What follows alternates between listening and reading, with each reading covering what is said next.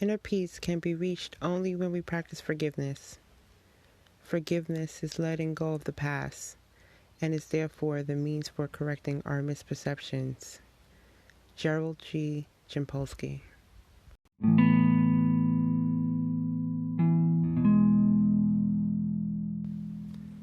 I want to talk about the art of letting go. Now, it sounds like it's a mountain letting go. And most people, they know the concept of it. They even made a song about it. Thank you, Frozen. But is it really that easy? Some of the toughest things, people hold on for years, and technically it is easy to do. But in an emotional standpoint, it's not. It's far from it. But in my opinion, letting go comes from actualization. So once you're able to realize all the variables in an aerial view, you can then make sense of it, allowing you to let it go. So, okay, let's dive deeper in this. I shall use myself. There was a lot of pain that I harbored for a long time, for many years of my existence, and it got to the point where I didn't know how. I didn't know how to let it go. I didn't know how to even begin, So it gets to a point in your life where you're holding on to this gripe. And because you don't know the first step, it becomes part of your identity. So, it weathers its way not into your personality, because your personality was already formed and you're good to go, but these things hinder it. So, ever think of it as you're growing up, you were, a bookworm, and somebody made fun of you because of it, or, you like makeup and uncle or aunt said something about it, when you were 12, and you always held that. Or, a stupid boy or stupid girl broke your heart. And it's something that it stayed with you. Instead of you making sense of it, of this is more of a you problem than a me problem, you held on to it. And then it became a part of your identity. So you're going through life, and it's like a vicious cycle. So I've met people, let's use a guy for instance. Good guy, going, through life, and he views women as women and honors them and treats them with respect and with love, and he doesn't have a dog mindset, I would say. And he meets the one girl that doesn't give two issues about him and breaks his heart. So now this guy is holding on to that weight, and girls have a way of doing this. They will break a man down, or whether their actions and especially their words. They say that a woman can build her home, or she can break down her home with as little as her mouth. So as you have a man that's trying, and this girl is constantly breaking this man down, you ain't nothing, you ain't ish, you ain't, And he's trying. And it gets to the point where she chips so much at this man's ego, and she does not have the respect for him, that he just goes, F it. This is the person that you want me to be. This is the person I'm going to be. And unfortunately, it doesn't stop at that relationship. Some men, it becomes a cycle. So in order for you to process that this girl was a toxic girl that I was dealing with, and her insecurities and her issues that she had to deal with is projecting onto me, I then internalize it and I bring it to the next person, which is a completely new table, new cycle, which it shouldn't be even a cycle. But you bring it, you introduce it to this new person, and you then act like the guy that was produced out of that bad cycle. So now you're already contaminating a new spot. Now, this girl could be completely different, and she tries to encourage you and tries to nurture you, and, she does everything that she's supposed to, but you couldn't see it because you are literally reenacting from the last, or, the last person. And it's messed up. There's a lot of good men out there that have gone through some BS. So it's, the term like a good girl gone bad is gone forever. Same way with a guy, and then there's girls on the other aspect. There's a guy, she meets him, she does everything for him, and I'm not even saying that is all the way correct. It's not everything you're supposed to automatically have done, fast or whatever, but she's being at his side. And the guy don't give two things about her. He's doing him. So, and he's hurting her. And you're ruining a good girl, or I would say a woman, or a woman in training, or however you want to put it. But you are messing up the chances of a real one, all because you haven't healed from your past stuff. People have a way of gripping through obstacles and problems within themselves that they have to deal with, and they have to heal from it, and they bleed all over everyone else. So, people have forgotten the time of just taking time out for yourself. You have to heal in order for you to even be within the world, period. You ever had a bad breakup? Can't sleep, can't eat, can't get out of bed, can't nothing. How are you expecting for you, to conduct yourself in this world if you can't even get your mind right, to wake up in the morning and have a healthy breakfast and, take care of yourself, X, Y, Z. It can't be done. You have to deal with your stuff. So it's just like, you ever wonder, people always say that they always describe a hard time as like a dark place, or, I was going through my darkness, or what have you. It's hard to realize that within that dark place, that is when God is molding you. That is when you're going through your refinement. It's like a seed that when you put it in the dirt, it's in the dark.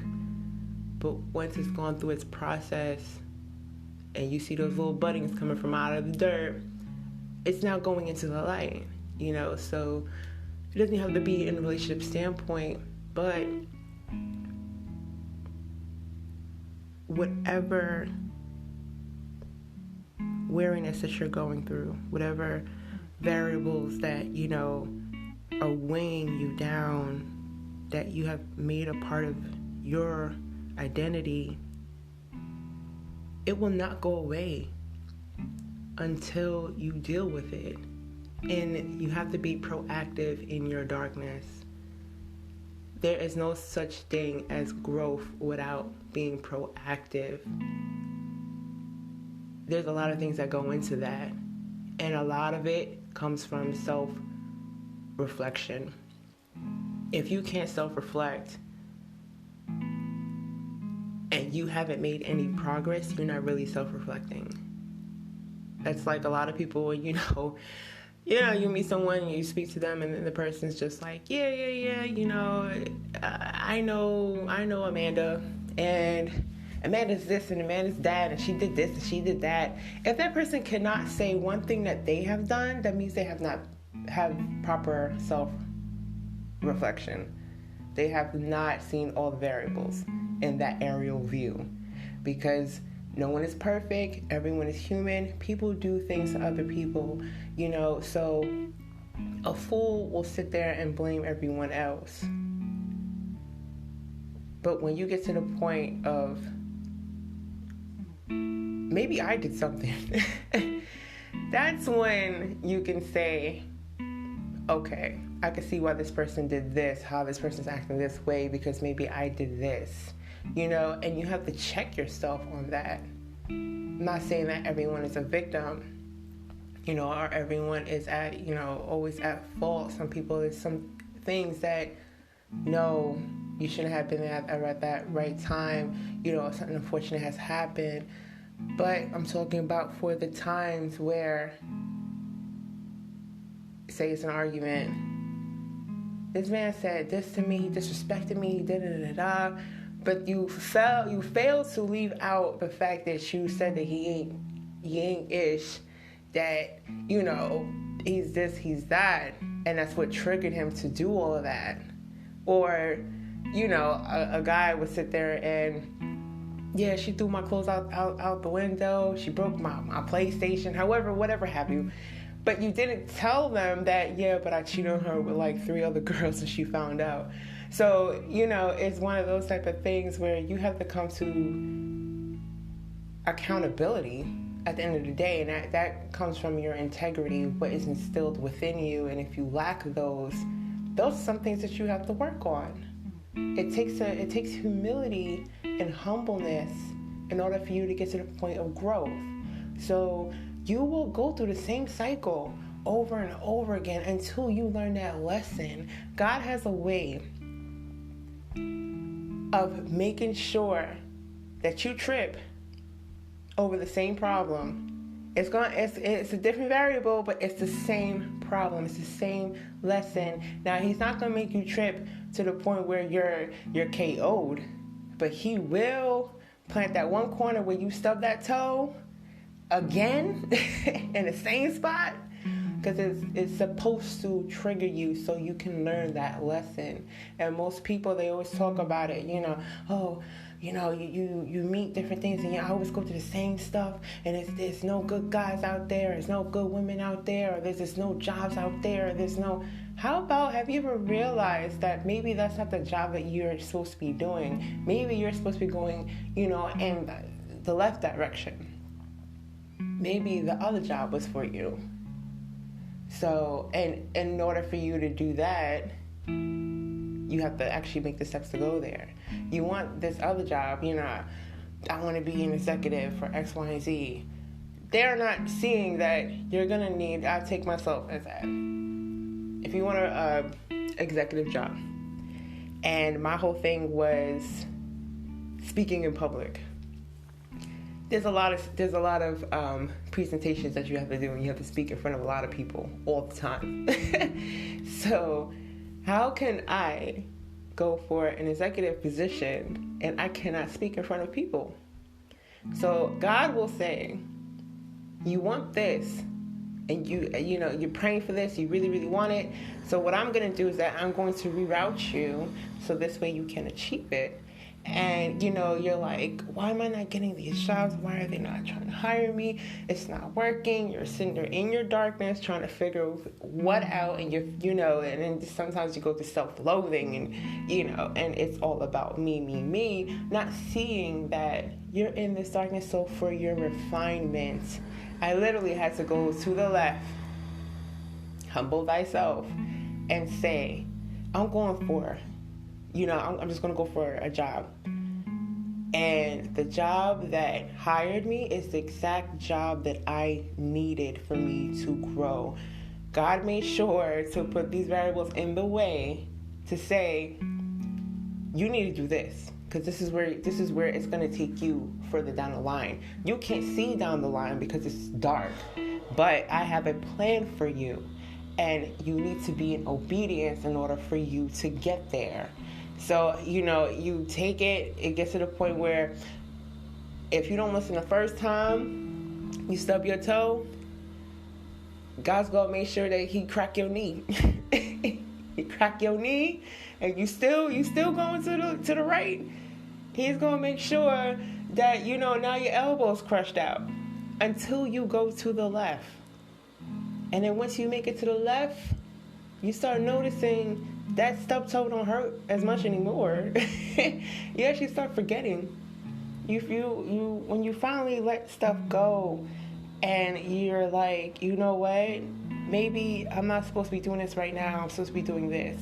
Maybe I'm supposed to be, that maybe this is actually going to help me. That's when you actually start healing. When you finally give in and you say, maybe I need some help. Instead of going on my plan. God laughs at man's plans, first of all. You can, not saying that you can't have goals and you can't do this, but God has in place a purpose within you. He has a vision within you, and only he knows what it is. That's something that's present to you, and you have to find your way in order for you to receive it. Now you have to have a relationship with God. You have to strengthen it, and I had to learn a lot of that, so I didn't have much of a relationship with God. I wouldn't say as intimate as I do now. I knew of God, but I didn't read the Bible as much as I should. I didn't pray as much as I should. I didn't, listen to sermons and stuff like that as much as I should. I didn't study the Word. So it gets to the point where you finally start listening. And you ever notice, it's scientifically true. When your sight is taken away and you're in darkness, all your other senses become heightened. So you're able to hear better. You're able to feel better. There's certain cues that happens, a lot of times. I think one time I went through this, and my sister asked us recently, how do you know when God is talking to you? And sometimes we are so consumed with the me aspect, that you're just like, well, God, and you sit there and you'll pray on, hard, on fire, and you're like, I need this and I want that, and why is it like this, and I need you, please fix this, and you're praying, and God hears you, and God is just like, okay, you want this? I'm gonna say this. And because you're so consumed with saying me, you don't hear him. Sometimes it takes for you to be silent and to feel your other senses in order for you to hear what he has to say.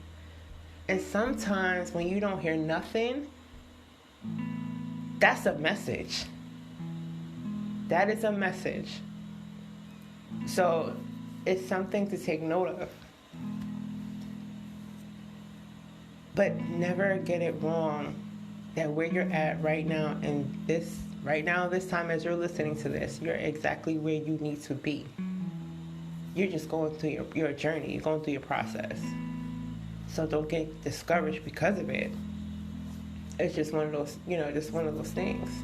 I went through, a long bout of depression for a long time. And, I went through quite a few things, but it got to the point where I wasn't even taking care of myself. I literally would just roll out of bed, and at the time when I was working before, I had to go through that whole journey. I rolled out of bed, I put on my clothes, I went to work, I went to school, and I found myself slowly deteriorating. And because I wasn't dealing with myself, I wasn't going to God about it, you are susceptible to open yourself up to the flesh, and you seek validation and opinions through others. And people, there's a lot of nice people in this world, and there's a lot of mean people in this world, and they're dealing with their own stuff. And sometimes if you're not sure who you are, and that's a major thing, when you're not sure of who you are, you will find it in another form, because that's all we're born from. You get your validation through the Lord, and if you don't have a relationship with him, you're gonna find into something else. So whether it be a boyfriend that will sit there and say, oh, you're the most beautiful girl in the world, all of a sudden I got confidence up high, and if that same guy tell you that you ugly or you fat or you this, that's the same thing that's gonna hold on to your identity. Or you got that one girlfriend that is not your girlfriend. She's not your friend, and she'll say little jabs to you, or, little slants and side stuff. And you sitting there hearing it and you're believing it. And that's not who God told you who you were. And you sitting there like, oh, I must be this. I went through that. And all these little jabs that are like, jabbing you, and you're sitting there, you're bleeding out, and you're bleeding out slowly, and you don't even realize that it's just like, yo, God is looking at you saying, my child, this is not who you are. Why are you listening? And why are you, and you're just like in your own world. So it got to the point where my gripe was starting to show in a physical form. So everything that's happening to me internally was now coming out, and people noticed. And sometimes you need that in order for you to finally submit. I had to get into posture. I had to finally go on my knees and die. And I always say this, I died. Yes, I did. I was a walking zombie, and everybody saw me, and everybody smelled me, and everybody was just like, oh my God, what the hell? And I went through a lot. I went through a lot. But I needed to go through that in order for me to get here. And I'm very much alive now. So I'm grateful for it. All these variables I had to go through, all the same lesson I had to go through in order for me to finally get the insight of, this is what I need to be doing. This is my aha moment. I got it. It's the flashbulb moment that it sparks in your head. And it's literally, therapists do this all the time. Therapists will not tell you what you should do. So therapists allow you to find your aha moment so you know what to do. And it will keep working with you. And God is your therapist. He will literally have you keep going until you finally stub that toe that last time, and you're like, oh, stop going to that wall. You're constantly hurting yourself. He's like, aha, you got your aha moment. And finally, you're going to finally go to the left. You're going to finally take up that other job, and you're going to finally get to the point where you need to be. And all these things now, it's just like I'm a whole lot more verbal than I used to be. And it's funny when, I bring it back to the art of letting go. Once you see where you came from, and you actually appreciate, you have gratitude of, you got me from point A to point B, God. Thank you, because I needed it. You automatically let that go. God kind of just releases the chains off of you, and you're just like, I wouldn't have gotten here if it wasn't for you. I would have never have found out if it wasn't for God. You cannot lean on your own understanding. You have to lean on God. You have to lean on the Lord, and He is there, and He will tell you what to do, but you just have to listen to it. And I went through a lot of avenues. Trust me, I did. I went through a lot of avenues. So I tried to find my validation through, well, am I supposed to be doing this? Am I supposed to be talking to this guy? Or am I supposed to be getting this job? Am I supposed to be taking this for school? And I'm going all in my head, and God is literally sitting there telling me, you need to do this. And at times I could not hear him, could not, even though he was telling me, you need to do this.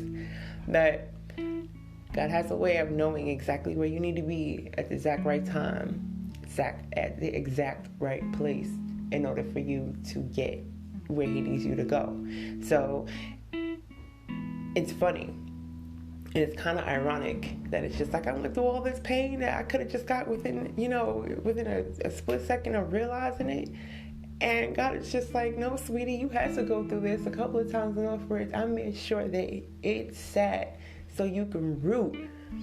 I want that stem strong when it pokes out from the ground, You don't need no weaklings. So at this point now, I'm so in tune, I guess I would say. Not all the time. I mess up sometimes. A lot of times. I do mess up. But I now know who I am. And I know who I am within God. I'm God's child, and I know exactly what my purpose is at this point, So the gratitude that I have, I can't even kind of put it into words. It's something where, you ever seen someone that's 60 years old and they have regrets in their life? I think it's Erickson.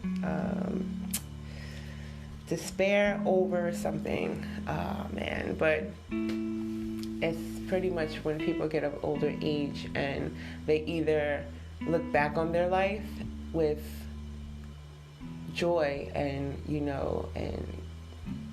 gratitude and just enjoying the happy moments, and even though they see the bad times as well, but there are so much good things that came out of it, so many blessings that came out of it. It's just a view of, I'm happy, I'm content of my life, I'm content of what my journey was, versus despair. And that is full of regrets, and you're just looking like, what the hell have I done with all my life? So when you don't tap into your purpose, how happy are you going to be when you get towards your older ages? When you're going to meet him? Is God going to say, I'm proud of you, good job? Or is he going to ask you, you need to answer for your choices? And you have to get to the point where you got to get it right. Get it right before you get to that end point. So if it takes for you to go through whatever you have to go to and self-reflect, and I don't care how long you got to sit there in your dark to sit, and figure out, what am I doing wrong in order for me to find the joy and the purpose I'm supposed to have? What is hindering me, and what am I not doing, or what am I doing? Who am I attracting myself to, and why am I attracting myself to this? What is triggering me, and go down the line. And once you can find those things out and you can kind of tie that in, and then this way you can kind of process it, you digest it, you chew it about, and you really get a feel of it, you can then finally just be like, that's what it was. That wasn't so hard, was it? And then once you realize who you are and where you are in that point in time of your life, or as you is right now, you then start to see people as people. It's like you're looking at it in first view of, when you come from a me aspect, you tend to look at things like, well, this person said this and it hurt my feelings.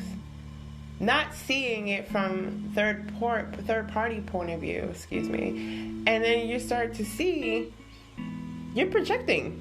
This is something that is you're going through, and you're bringing me into it, so, or you may think of, oh shoot, I said this and that person reacted that way, damn, my bad, so it takes that simmering and marinating in your darkness in order for you to realize that. And sometimes it takes great pain in order for you to have great triumph. But do not forget,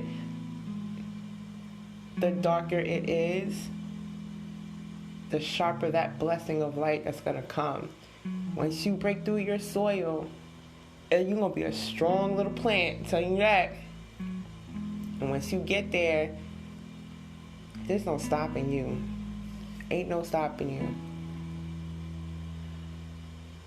I had to find my courage. And I had to find the little girl in me. I had a little girl trapped up inside me for years, okay? She's sitting there and she's, hello, I'm here. That adventurous and bubbly and just love of life, love of people, and just happy to be here. Just, you know what? You don't have to do anything. I'm just happy to be here. You ever seen a child that, they're happy over the little things? They're happy over bubbles. They're happy over seeing the rainbow. They're happy because it's springtime. You don't have to do anything, okay? The sun just got to come out. I got my light. I'm good. And that kid's having a ball. You find what's making you have a ball. You find that little girl. When I found her finally, and it's just like, all right, you know what? This is who we are. And I'm able to harness her and kind of just let her out. You become a completely different person. And you see other people as, you got to find a little girl, a little boy in you. Some things you just have to heal from. You have to let it go. Let it go. That's it. And it's easy. It is. I'm not going to sit there and tell you that, a lie. It actually becomes very easy. It's hard in the beginning, the first step, because you don't know what step to take. You're in the dark. You don't know if you're going to stub your toe again. But I tell you this, if you listen and you really sit down and open up your ears, open up your other senses, God will tell you, you need to go this way. I've been telling you this for 10 years, girl. Walk to the left. You keep going right. Finally make that step to the left. Oh, there is no wall there. My toe is good. And you make another step. That toe not hurting no more. You're good. But you gotta find it. And it's usually in the darkness. I know it's scary, but it's not. You actually look pretty dope for doing it. Well, that's it for episode 2. I will see you guys next week.